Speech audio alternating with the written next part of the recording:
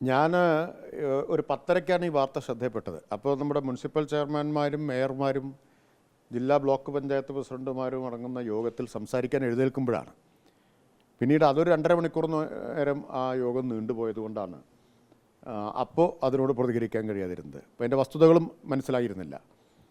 അങ്ങനെ ഒരു നിർദ്ദേശവും ഞാനോ എൻ്റെ ഓഫീസോ കൊടുത്തിട്ടില്ല. അപ്പോൾ അതുകൊണ്ട് തന്നെ ഇത് വാർത്ത വളരെ അത്ഭുതകരമായിട്ടാണ് തോന്നിയത്, വിചിത്രമായിട്ടൊരു വാർത്തയായിട്ടാണ് തോന്നിയത്. അതിനുശേഷം കമ്മീഷണറോട് സംസാരിക്കാൻ എനിക്ക് കഴിഞ്ഞില്ല, ഫോണിൽ അദ്ദേഹത്തെ ലഭ്യമായിട്ടില്ല.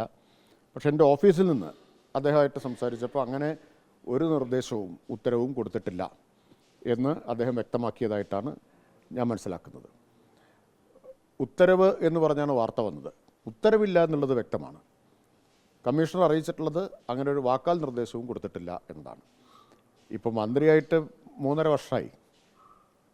ഇതുവരെ ഇല്ലാത്തത് 2 മാസം പ്രത്യേക എസ്കോർട്ടിൻ്റെ ആവശ്യം എന്താ? കോമൺ സെൻസുള്ള ആരെങ്കിലും അത് വിശ്വസിക്കുമോ? ഇതൊരു വ്യാജ വാർത്തയാണ്. നിങ്ങളെ ആരോ തെറ്റിദ്ധരിപ്പിച്ചു എന്ന് വേണം കണക്കാക്കാൻ. എങ്ങനെയാണ് ഈ വ്യാജ വാർത്ത എത്തിയത് എന്നൊന്നും അന്വേഷിക്കുന്നതല്ല. ഞാൻ നിങ്ങളെ കുറ്റപ്പെടുത്തുന്നില്ല, കാരണം ആരെങ്കിലും വിളിച്ച് പറഞ്ഞു കാണുമല്ലോ. ഇങ്ങനെ കമ്മീഷണർ എന്നോടല്ല എൻ്റെ ഓഫീസിനോട് പറഞ്ഞത് അങ്ങനെ ഒരു നിർദ്ദേശമേ കൊടുത്തിട്ടില്ല. അദ്ദേഹം ഓഫീസിനെ അറിയിച്ചത് മന്ത്രി വരുമ്പോൾ, ജില്ലകളിൽ വരുമ്പോൾ ഉദ്യോഗസ്ഥർ കണ്ട് എൻഫോഴ്സ്മെൻറ്റ് നടപടികൾ ബ്രീഫ് ചെയ്യണം എന്ന് മാത്രമേ അറിയിച്ചിട്ടുള്ളൂ എന്നാണ്. ഇപ്പോൾ എക്സൈസിൽ കർശനമായിട്ടുള്ള ചില നടപടികൾ ഈയിടെ സ്വീകരിച്ചിട്ടുണ്ട്. അഴിമതിക്കാരായിട്ടുള്ള ഉദ്യോഗസ്ഥർക്കെതിരെ ശക്തമായ നടപടി സ്വീകരിച്ച് നിങ്ങളൊക്കെ തന്നെ റിപ്പോർട്ട് ചെയ്തിട്ടുണ്ടായിരുന്നല്ലോ. അപ്പോൾ അതിൻ്റെ പശ്ചാത്തലത്തിലാണ് ഈ വാർത്ത, മന്ത്രിയെ കൂടി വലിച്ചിഴച്ചുകൊണ്ടുള്ളൊരു വാർത്ത വന്നിട്ടുള്ളത് എന്നതും ഗൗരവമായിട്ട് പരിശോധിക്കേണ്ട ഒരു കാര്യമാണ്. ഒറ്റ കാര്യമേ ഉള്ളൂ, ഇത് സാമാന്യ ബുദ്ധിയുള്ള ഏതൊരാളും അതല്ലേ ആലോചിക്കുക. 3.5 കൊല്ലമായിട്ട് ആവശ്യമില്ലാത്ത ഒരു പ്രത്യേക എസ്കോർട്ട് ഇപ്പോൾ 2 മാസം ആണല്ലോ ഇനി ഇലക്ഷന് മുമ്പുള്ളത്, വരുന്നത് എങ്ങനെയാണ്? അതോ തെരഞ്ഞെടുപ്പ് അടുത്ത പശ്ചാത്തലത്തിൽ ഉണ്ടാകാൻ ഇടയുള്ള പ്രചരണത്തിൻ്റെ ഭാഗമാണോ എന്ന് നോക്കേണ്ടതുണ്ട്.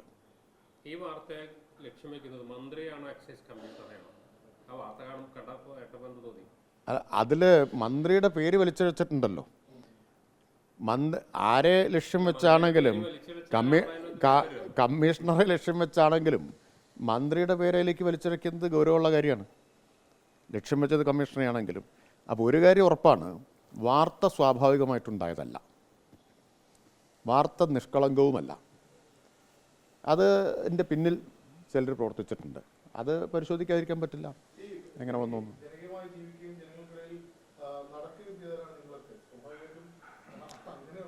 അല്ല, ജീവിതത്തിൽ ഈ 5 കൊല്ലമായിട്ടാണല്ലോ ചില സമയത്ത് പോലീസ് എസ്കോർട്ടില്ലാണ്ട് ഇപ്പോഴും പോകാറുണ്ട്. ഞാൻ എൻ്റെ വീട്ടിലുള്ളൊരു കൊച്ചു വണ്ടിയുണ്ട്, അതെടുത്തിട്ട് പോലീസൊന്നുമില്ലാതെ ഞങ്ങൾ കുടുംബസമേതം പോയിട്ട് ഭക്ഷണം കഴിക്കാറുണ്ട് ഇപ്പോഴും. അപ്പോൾ ഇതൊക്കെ ജനിച്ചു വീണപ്പോൾ മുതൽ എസ്കോർട്ടായിട്ട് പോകുന്നവരാണ് ഞങ്ങളൊക്കെ. അപ്പോൾ അതുകൊണ്ട് മാത്രമല്ല, ഇത് ഒന്നുമില്ലാതെ ജനങ്ങളുടെ ഇടയിൽ മുണ്ടും മുടക്കി കുത്തി നടക്കുന്നവരാണല്ലോ. അപ്പം നിങ്ങൾ പക്ഷേ ഒരു കാര്യം ചെയ്യേണ്ടതായിരുന്നു, ഇങ്ങനെയൊരു വാർത്ത കിട്ടുമ്പോൾ അതൊന്ന് പരിശോധിക്കണ്ടേ കൊടുക്കുന്നതിന് മുമ്പ്? ആരെങ്കിലും എന്തെങ്കിലും ഫോണിൽ വിളിച്ച് പറഞ്ഞാൽ അത് മുഴുവൻ വാർത്തയാക്കി കാർഡാക്കിയിട്ട് അടിച്ചിറക്കുന്നത് എന്ത് മര്യാദയാണ്? ചോദിക്കേണ്ടത്, അതിൻ്റെ ആധികാരികത ഉറപ്പുവരുത്തണ്ടേ? ഇപ്പോഴുള്ള പ്രശ്നം എന്താണെന്നറിയാമോ? എന്ത് അസംബന്ധവും ഒരാളെക്കുറിച്ച് പറഞ്ഞാൽ കാർഡായിട്ട് ആയിരക്കണക്കിന് ലക്ഷക്കണക്കിന് ആളുകളുടെ കയ്യിലെത്തും. വസ്തുത ഇത് കണ്ട ആരും അറിയുകയുമില്ല. അതുകൊണ്ടാണ് പറയുന്നത്, നുണ സത്യം ചെരുപ്പ് ഇട്ട് ഇറങ്ങുമ്പോഴേക്കും നുണ ലോകം ചുറ്റിക്കഴിഞ്ഞിരിക്കും എന്ന് പറയുന്നത്. അങ്ങനെ ലോകം ചുറ്റിയൊരു നുണയാണിപ്പോൾ. അപ്പോൾ മിനിമം ആരോടെങ്കിലും ചോദിക്കണ്ടേ, ഇങ്ങനൊരു ഉത്തരവുണ്ടോ? എവിടെ ഉത്തരവ് ഉണ്ടോ? ഉത്തരവെന്ന് പറഞ്ഞിട്ടാണ് ഞാൻ വാട്സാപ്പിൽ കണ്ടു വാർത്ത. എവിടെയാണ് ഉത്തരവ്? കമ്മീഷണറോട് ഓഫീസിൽ നിന്ന് അന്വേഷിച്ചപ്പോൾ ഒരു ഉത്തരവുമില്ല, ഒരു നിർദ്ദേശവും കൊടുത്തിട്ടില്ല. ഇങ്ങനെ തെരഞ്ഞെടുപ്പ് ഒരു സമയത്ത് നോക്കൂ, അതിൻ്റെ ഇത്തരം വ്യാജമായിട്ടുള്ള കാര്യങ്ങൾ അടിച്ചിറക്കിയിട്ട് ആളുകൾക്ക് വായിൽ തോന്നിയതെല്ലാം പറയാനുള്ള അവസരം ഉണ്ടാക്കി കൊടുക്കില്ലേ ചെയ്യുന്നത്. ഇപ്പം മാധ്യമങ്ങൾ പോലൊരു മര്യാദ കാണിച്ചില്ല. വാർത്ത നിങ്ങൾ കെട്ടിച്ചമച്ചതാവുന്നൊന്നും ഞാൻ പറയുന്നില്ല, ആരോ സൃഷ്ടിച്ചതാണ്, നിങ്ങളെ ഉപയോഗിച്ചതാണ്. ഇപ്പോൾ സോണിയാഗാന്ധി വിളിച്ചു എന്ന് ജോസ് കെ മാണി വിളിച്ചു എന്ന് വാർത്ത വന്നല്ലോ. സോണിയാഗാന്ധി ICU കിടക്കുന്ന സമയത്താണ് എന്നാണ് പിന്നീട് പത്രങ്ങളിലൊക്കെ വന്നത്. അല്ലെങ്കിൽ ചികിത്സയിൽ ആശുപത്രിയിലായിരുന്നു, ഡിസ്ചാർജ് ചെയ്തിരുന്നില്ല. ആശുപത്രിയിൽ ചികിത്സയിൽ കിടക്കുന്ന ഒരാൾ ജോസ് കെ മാണിയെ വിളിച്ചു എന്ന് വാർത്ത വന്നതുപോലെ അതാരോ പ്ലാൻ ചെയ്തതാണ്.